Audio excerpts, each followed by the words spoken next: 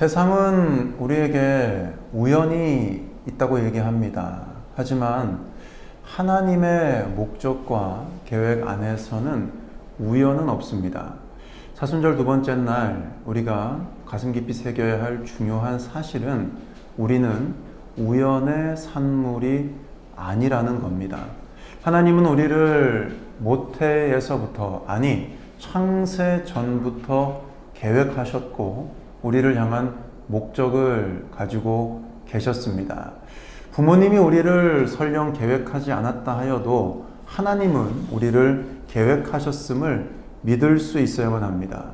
그리고 하나님의 계획 아래서 하나님은 우리를 하나님의 뜻대로 이루어 가시기 위하여서 하나하나를 다 만들어 주셨습니다. 하나님은 우리를 계획하셨기 때문에 하나님은 우리를 만드신 이유가 또한 있으십니다. 그렇기 때문에 우리의 출생 시기와 우리의 삶의 마지막 순간도 하나님은 다 정해 놓으셨습니다. 우리가 2000년대를 지금 살아가고 있는 것, 또 우리의 삶 가운데에서 우리의 가정이 주어진 것, 또 우리가 사랑하는 우리 나라와 우리가 신앙생활하는 교회가 있는 것, 이 모든 것은 우연이 아닙니다. 하나님의 뜻 가운데 하나님께서 목적을 가지고 우리에게 다 허락해 주신 것입니다. 가장 놀라운 것은 하나님께서 우리를 이 세상에 어떻게 보내놓으실지도 다 결정하셨다는 것입니다. 하나님이 우리를 창조하신 것에는 이유가 있음을 우리는 믿을 수 있어야만 합니다. 하나님께서 우리에게 왜 이러한 것들을 다 허락해 주셨는가? 우리를 왜 창조하셨고 우리를 위하여 계획을 세우셨고 또 우리를 위한 목적을 왜 가지고 계시는가? 그것은 바로 하나님께서 우리들을 사랑하시기 때문입니다. 우리가 조금 깊이 생각해 보면 우리의 존재가 사실 하나님께는 큰 의미가 없을 수도 있음을 깨닫게 됩니다. 하나님은 우리가 없으셔도 괜찮으십니다. 외롭지 않으십니다. 하나님께는 문제가 생기지 않습니다.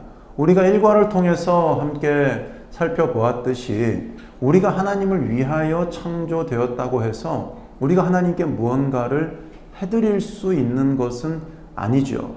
아니 우리가 해드린다고 하여도 그것이 하나님께 어떤 유익이 되거나 하나님께 어떤 도움이 되는 것은 아닙니다. 하나님은 우리가 없으셔도 하나님이시고 우리가 하나님을 위하여 살아가지 않아도 여전히 하나님은 능력의 주인이십니다. 근데 하나님은 우리를 계획하셨고 창조하셨고 구원하셨고 우리를 위한 목적을 가지고 계시는 겁니다. 이것은 우리를 사랑하시기 때문에 우리에게 유익을 주시기 위해서임을 우리는 기억할 수 있어야만 합니다. 우리에게 주신 모든 것은 우리의 유익을 위함입니다. 우리를 위한 목적, 우리가 하나님을 위하여 살아가야 하기 때문에 때로는 우리가 손해보는 것 같은 그런 마음을 가질 수도 있습니다만은 그렇지 않습니다. 그것은 사단이 우리에게 주는 속삭임입니다. 하나님은 우리의 유익을 위하여 모든 것을 허락해 주셨고 하나님은 우리를 유익하게 하시기 위하여 하나님의 목적 가운데로 우리들을 초대하고 계십니다. 하나님은 결국 우리와 깊고 친밀한 사랑의 관계를 맺기를 원하신다는 것을 그리하여서 한치의 오차도 없이 한치의 우연도 없이 우리들을 창조하셨고 지금 이 순간을 살아가게 하신다는 것을 기억하실 수 있기를 바랍니다. 우리가 만나는 모든 사람들, 우리에게 주어진 모든 환경들, 이 모든 것이 다 하나님의 계획 안에 있는 겁니다. 이사야에서 말씀하고 계시듯이 하나님은 우리를 지으시고 모태에서 조성하셨습니다. 그리고 하나님은 우리를 도와주십니다. 그러니 우리의 삶 가운데에서 하나님이 나를 만드셨음을 그리고 나를 도와주심을 기억하는 우리 모두가 되실 수 있기를 바랍니다.